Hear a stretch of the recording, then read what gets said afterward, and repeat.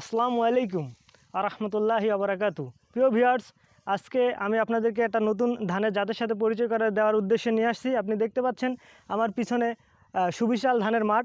এটা আমি একটা উচ্চ ফলনশীল হাইব্রিড ধানের জমিতে আছে। এটা হচ্ছে হাইব্রিড 75 একটা ধান। এই ধানটা আমাদের অঞ্চলে একেবারেই নতুন। আর এই ধানটা এই মৌসুমে, শীতের মৌসুমে মূলত অনেক বেশি ফলন দিয়ে থাকে। আমরা এই ধান থেকে এই বছরে প্রায়, এর আগেরবারও আমরা এই ধান চাষ করেছি। এই ধান থেকে আমরা প্রতি বিঘাতে 30 থেকে 35 মণ পর্যন্ত ফলন পেয়ে থাকি। এর প্রমাণ যদি আমি আপনাদের দেখাতে চাই, আপনারা একটু আসেন, আসলে আপনারা দেখতে পারবেন। এর এক একটা গুছাগুলো দেখেন। এই যে এক একটা ধানের যে গুছা, এই গুছায়, এগুলোকে আমরা আমাদের গ্রাম্য ভাষায় গুছা বলে থাকি, আর এক একটা ধানকে বলে থাকি কালি। যদি আমি আপনাদের দেখানোর চেষ্টা করি, একটা ধানে আপনার একটা গুছায় দেখেন কতগুলো কালি আছে। এগুলা এক একটা ধান আমি এই জমিতে অনেকগুলো ধানই গণেছি। প্রায় প্রত্যেকটা গুছাতেই আপনার 70 থেকে 75টা করে কালি আছে। যদি আরও দেখাইতে চাই, এই যে দেখেন, এই যে প্রত্যেকটা ধানের গুছাগুলো দেখেন, আপনার 40 থেকে 50টা, 60টা, 70টা, 80টা করে গুছা আছে। আরও যদি ভিতরের দিকে দেখাইতে চাই, ভিতরে আসেন, ভিতরে ধানগুলো আরও অনেক ভালো হয়েছে। এই যে দেখেন, আপনার ভিতরে প্রত্যেকটা ধানের গুছাগুলোয় আমরা যদি লক্ষ্য করি, প্রত্যেকটা ধানের গুছায় আপনার এক একটা ধানে কালিগুলো আছে, প্রায় 70 থেকে 80টা করে কালি আছে।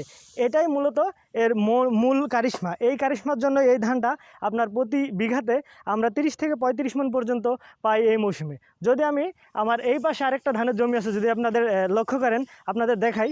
এটা হচ্ছে আপনার এই মৌসুমের একটা ধান, এটার নাম হচ্ছে খাটোবাবু। এই ধানটা যদি আপনারা লক্ষ্য করেন, এর প্রত্যেকটা গুছা যদি দেখাই, দেখেন, এই যে ওইটার তুলনায় এটাতে 17টা, 18টা, 20টার বেশি কালি নাই। যেটাই দেখায় আরও আছে।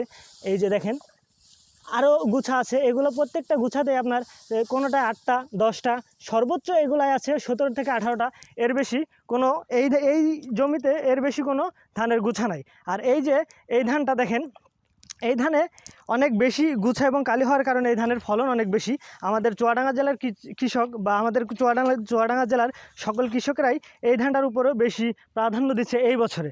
এটা নতুন একটা জাত এসছে। এই ধানটার একটাই মাত্র সমস্যা, এই ধানটা হচ্ছে আপনার আসতে একটু দেরি হয়। ওই ধানের চাইতে এই ধানটা ঘরে তুলতে 10 থেকে 15 দিন দেরি হয়। এই জন্য আমাদের দেশে, আমাদের এই চুয়াডাঙ্গার কৃষকেরা এই ধানটা মাটিতে রোপণ করেও আপনার 5 থেকে 7 দিন বা 10 দিন, 15 দিন আগে এই ধানটা রোপণ করে থাকে। তো আপনারা চুয়াডাঙ্গার কৃষক যারা আছেন, তাদের উদ্দেশ্যে একটা কথাই বলবো, আপনারা যদি এই ধান সংগ্রহ করতে চান, তাহলে সরাসরি আমাদের ফেসবুক পেজ বা এই ভিডিওটা আমাদের ইউটিউব পেজে যাবে।